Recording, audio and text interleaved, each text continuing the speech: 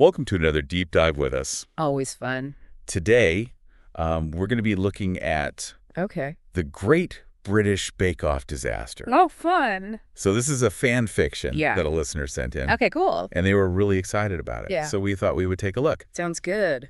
Now, have you ever thought about, what would happen if you took, Hermione Granger and Draco Malfoy and threw in some flour and sugar and a dash of magic? Wow. And put them head-to-head in a baking competition.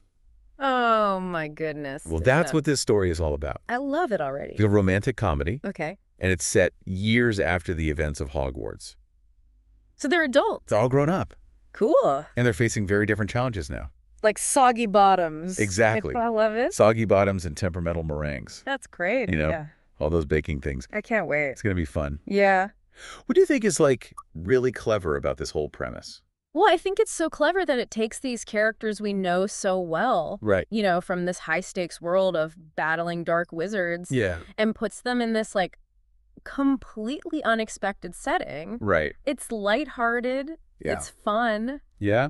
And, you just can't help but wonder how their rivalry Yes. will play out. Amidst all the flour and fondant. Exactly. It's brilliant. It's so fun. We're so used to seeing them at odds with each other. Right. So to imagine them whisking and kneading alongside each other, I love it. it's just brilliant. So good. So in chapter 1, Okay. we're introduced to Hermione and Draco Okay. in this new setting, Right. years after Hogwarts. Yeah. What stood out to you about how the author portrays them in this new setting? Well, I think the author does a great job of showing how much they've both matured Okay. since their Hogwarts days. Right. Hermione is still brilliant and driven, but now she's channeling that energy into her ministry career. Yeah. And we find out she secretly loves to bake, which I think is so cute. It is a fun little detail. Yeah. And Draco, Yes. he seems to have shed that arrogant persona. It seems so. He's a successful pastry chef now, Wow. but he's also surprisingly humble. Really? Yeah, and even a bit nervous about this competition, this vulnerability. Yeah. It makes him so much more relatable Right. than the sneering Slytherin we remember from school. I agree. I love that detail about Draco being nervous. Me too. It really humanizes him, Absolutely. and it makes you root for him, Yeah. even if he is still a bit of a perfectionist when it comes to his pastry swans. Oh, of course, those pastry swans. I get those right. Kind of important. So their first encounter in the story is quite comical. Okay. Hermione's watching from the audience, All right. intrigued by Draco's participation. Yeah. And Draco is backstage having a meltdown Oh. over his melting chocolate ganache. It's a classic. It's like a classic meet cute It really is. with a dash of baking chaos Of course. thrown in for Yeah. good measure. I like it. The author sets up their contrasting personalities so well in this opening chapter. Yeah. Hermione is calm Right. and observant, just Yeah. taking it all in. Uh-huh. And Draco is flustered Yeah. and prone to these dramatic outbursts. Draco. Oh, Draco. Yeah. Which, kind of sets the stage for some great comedic tension. I agree. And it makes us eager to see how they'll interact Right. once they're actually in the tent together. For sure. And things get interesting when they do finally end up in that tent Oh. for the technical challenge in chapter 2. The technical challenge. Oh, love the technical challenge. The dreaded treacle tart. Oh, yeah. This challenge is known for being notoriously difficult, Yes. even for experienced bakers. For sure.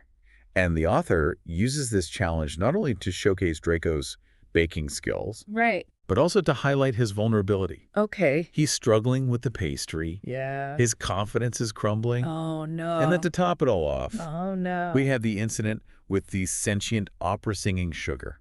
What? Talk about an unexpected ingredient. Oh, my goodness. It's pure chaos. Wow. This scene had me laughing out loud. Yeah. But I also wondered if it was a little too convenient that Hermione was right there to save the day with magic. That's a good point. Yeah. It could be seen as a plot contrivance, but I think the author is using these magical mishaps Okay. to symbolize the unexpected ways in which Hermione and Draco can actually help each other. Their magic, which used to be a source of conflict between them, Right. now has this potential to bring them closer together. Okay. And it's no coincidence that Hermione is the one that steps in to help. It shows her compassion and her Right. willingness to put aside their past differences, Yeah. which is key to their evolving dynamic. It's also interesting that the sugar incident happens right near Draco's workstation. No, yeah. It's almost like fate is trying to push them together. A little bit. Even if it's through a flurry of high notes and magical mishaps. I love it. So after surviving the treacle tart debacle, yes, they move on to the showstopper challenge in Chapter 3. Showstopper. This is where the author's creativity really shines. Okay. The challenge is to create a cake that represents their greatest baking disaster. Wow. Which is such a fun and unique prompt. Yeah. Because it allows us to see not only their baking skills, right, but also their personalities and how they cope with failure. Yeah. Draco, true to form, goes for a grand and elaborate opera house. Of course he does. Complete with edible sugar figurines. It's perfect. It's a clear callback to the singing sugar incident. I was going to say. And it just shows his meticulous attention to detail. Right. And in a delightful contrast to Draco's elaborate opera house. Yeah. Hermione's cake is a touch more whimsical. She chooses to bake a giant singing turnip. Oh my gosh. Which is both hilarious and incredibly endearing. I love that. What do you think the author is trying to convey with this choice? Well, I think the author's using these callbacks, Okay. not just for humor, Right. but to show how much the characters have actually grown. Yeah. The turnip incident was once a point of conflict between them, Right. but now it represents a shared, even fond memory. Right. By choosing to recreate it in cake form, Yeah. Hermione's kind of acknowledging their past Uh-huh. in this playful and almost affectionate way. It's Yeah. a subtle Yeah. but significant shift in their dynamic. It really highlights how they've moved beyond their schoolyard rivalry. Yes. And they're starting to see each other in a new light. Absolutely. And of course, the turnip also foreshadows the climax of the chapter, Okay. where a rogue burst of magical flour threatens to ruin Draco's masterpiece. Oh, his poor cake. This moment is so heartbreaking It is. because you could see how much effort he's poured into this cake. I know. And then just as he's about to present it, disaster strikes. Oh, it's awful. It's a classic dramatic moment. Yes. And the author builds up tension perfectly. Yeah. We're on the edge of our seats wondering if Draco's hard work will be ruined. Totally. And then, in a truly heroic moment, Okay. Hermione steps in to save the day. She's the best. It's a beautiful display of her quick thinking and her magical ingenuity. Amazing. Using her magic, she transforms the flower cloud into this shimmering, edible snow. Wow. Which is not only visually stunning, All right. but also incredibly symbolic. I know. It's like she's taking something that could have been destructive Yeah. and turning it into something beautiful Right. and even beneficial. It's Exactly. a metaphor for their entire relationship. Totally. They've had a lot of conflict and negativity in the past, Uh-huh. but now they're learning to transform those experiences into something positive Yeah. and even magical. I love that. And let's be honest, who wouldn't want their cake adorned with edible snow? Nobody. It's a stroke of genius It is. from both Hermione and the author. So true. So neither of them wins the competition, Okay. but that hardly seems to matter in the end. No. What really matters is the connection they've forged Right. amidst the flour, Yeah. the sugar, and the magical mishaps. He's cute. And the story ends with a delicious hint of something more brewing between them. Ooh. I'm dying to know what happens next. I know, me too. Well, Yeah. you'll have to stay tuned for part 2, Yes, where we delve deeper into the nuances of their relationship for sure. and explore what makes this fan fiction such a captivating read. Can't wait. It's going to be good. I'm excited. Welcome back.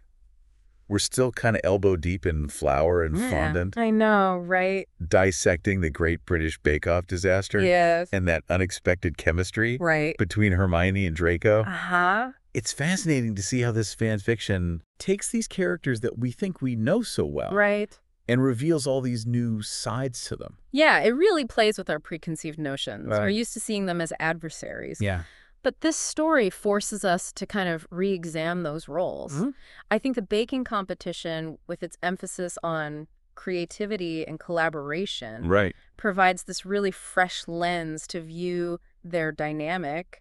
It's like they're shedding those Hogwarts identities Yeah. and embracing a new set of challenges. Right. Hermione, who's always been so confident and in control, is now facing the unpredictable nature of dough and magical ingredients. That's right. And Draco, the former Slytherin prince, Yes. is letting his guard down Yeah. and revealing this passion for something that doesn't involve potions or Quidditch. So true. That vulnerability is crucial for his character development. Absolutely. In the first part, we talked about how Draco's initial anxiety about the competition, it makes him more relatable. And as the story unfolds, we see even more of that vulnerability. He makes mistakes. He seeks help from Hermione. And he even admits to feeling out of his depth. It's nice. These moments chip away at that image of the arrogant bully we knew from Hogwarts. And it lets us see him as a more complex and sympathetic character. I agree. And Hermione, always the compassionate one, doesn't hesitate to offer help when Draco is struggling.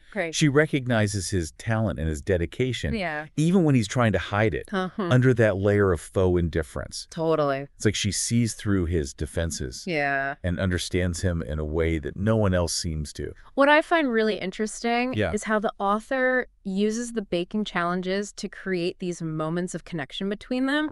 Each challenge tests their skills, forces them to collaborate, and ultimately reveals something new about themselves and each other. The treacle tart, for instance, with its notoriously temperamental crust, could be seen as a metaphor for the fragility of their newfound connection. They have to work together to make it work, just like they have to navigate the complexities of their shared past. I never thought about it that way. Really? That's brilliant. It makes you see those baking scenes in a whole new light. Totally. And then there's the scene where they're both covered in flour. Yes. After that magical explosion. And they just start laughing. I know. It's such a genuine moment of connection.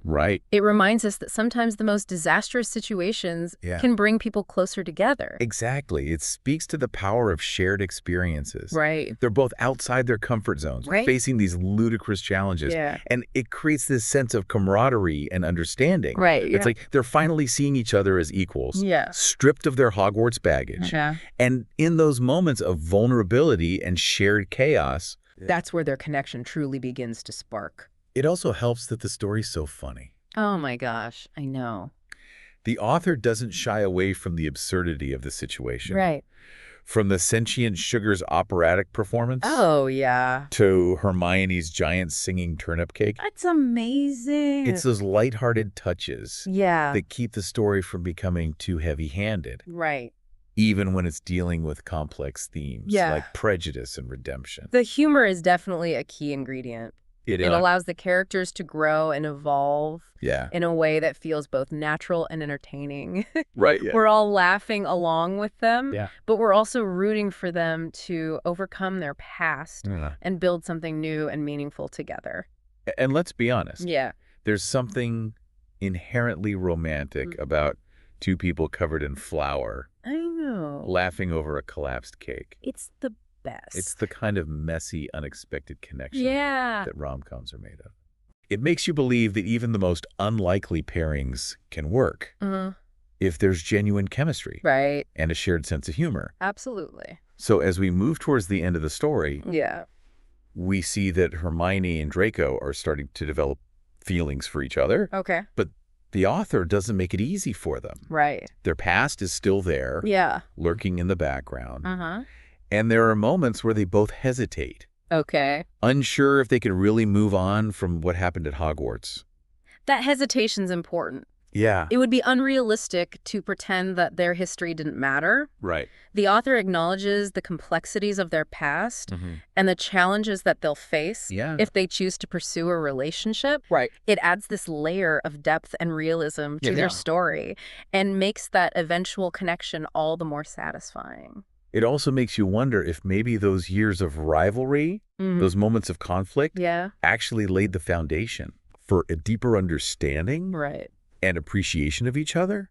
They pushed each other's buttons, challenged each other's beliefs, and perhaps in a strange way, that's what ultimately made them realize how much they had in common. It's an interesting perspective. Like, they had to go through all of that to get to a place where they could really see each other without those filters of house loyalty or preconceived notions. And it makes their journey all the more compelling. And it reminds us that sometimes the most unlikely love stories are the ones that burn the brightest. And speaking of burning bright, yes, the ending of the story leaves us with this sense of hope and possibility. Yeah. But it also leaves us wanting more. Right. They don't necessarily ride off into the sunset together. Right. But there's a definite spark between them. Yeah. A suggestion that their story is just beginning. What did you make of the ending? I thought it was perfect. Yeah. It's open-ended enough to allow for all these different interpretations and possibilities, but it also gives us a sense of closure. It acknowledges that their journey isn't over, that there are still some hurdles to overcome, but it also leaves us with this feeling of optimism. Okay. Like a perfectly risen souffle. Oh. Delicate, airy, and full of promise. I love that analogy. Thanks. It perfectly captures the essence of their relationship at this point. Delicate, full of potential. Yes. And requiring careful handling. Absolutely. But what about you, listener? Yeah. What are your thoughts on the ending? Do you think they have a real shot at a happily ever after? Yeah. Or are they doomed to repeat the mistakes of their past? We'd love to hear your thoughts. But before you ponder that, okay, let's shift gears a bit and explore some of the broader themes and implications of this delightful fan fiction. Welcome back to our deep dive into the Great British Bake-Off disaster. I'm so glad we're back. We've explored the characters, the setting, the blossoming romance. All the good stuff. The delightful humor. It's a good one. Now, let's step back for a second. Okay. And consider some of the bigger ideas that this fanfic kind of serves up. Okay, I'm ready. What really struck me is how this seemingly lighthearted story tackles some pretty complex themes. Yeah. Especially like forgiveness and second chances. Right. Hermione and Draco have a history. They do. Filled with conflict and prejudice. Lots of it. Even outright hostility. Yeah. But in the baking tent, they're given this space to see each other with fresh eyes. It's like the competition itself becomes a metaphor for their relationship.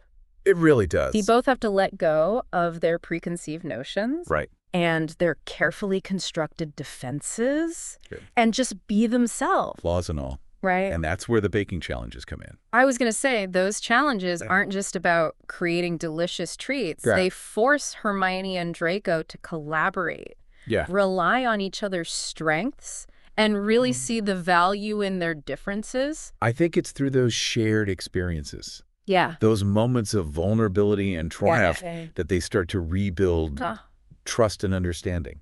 It makes you wonder if all those years of rivalry, all those arguments and clashes were actually laying the groundwork for something deeper. Yeah. Maybe they needed to go through all that conflict to really appreciate each other's complexities. That's a fascinating idea. I think so. It's like their shared history. Yeah. Even the negative parts of it has become part of their unique bond. And it does give their relationship a depth and intensity that wouldn't be there if they had just been like friendly classmates.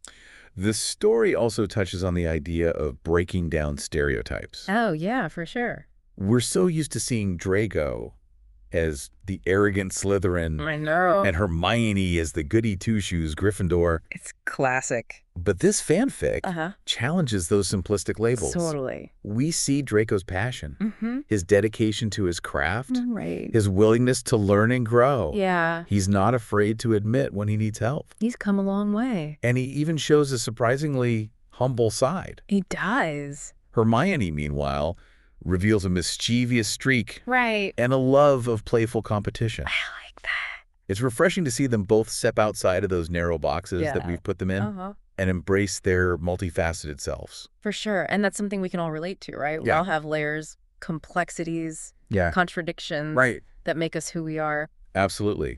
This story encourages us to look beyond the surface, challenge our assumptions about people, and to recognize that potential for growth and change within ourselves and others. I love that. It's a reminder that even those who seem like polar opposites can find common ground, connection. Right. And maybe even love. And it all happens amidst the flour, the sugar, the melting chocolate. Of course. The accidental magic. The occasional burst. It's proof that sometimes the most unexpected settings can yield the sweetest outcomes. That's the beauty of a good story, isn't it? It really is. It challenges us, surprises us, and ultimately leaves us with a sense of hope and possibility. And this story in particular reminds us that forgiveness, second chances, unexpected connections are possible. Totally. Even amidst the chaos of a high-stakes baking competition. So as we wrap up our deep dive into the Great British Bake Off disaster, I'm left with a smile. Good. And a renewed belief in the power of transformation. I love that. It's a story that encourages us to embrace the unexpected, see the potential for good in everyone. Yeah. And to never underestimate the power of a shared passion. And maybe, just maybe, it'll inspire us to try a little baking ourselves. Ooh. Who knows what magic we might create? That's a great point. Maybe we'll discover our inner pastry chef, or at least our inner Hermione or Draco. I hope so. Either way, it's been a delightful journey. It has been. Exploring this story with you, listener. Thank you for sending it in. Thanks for joining us on this deep dive.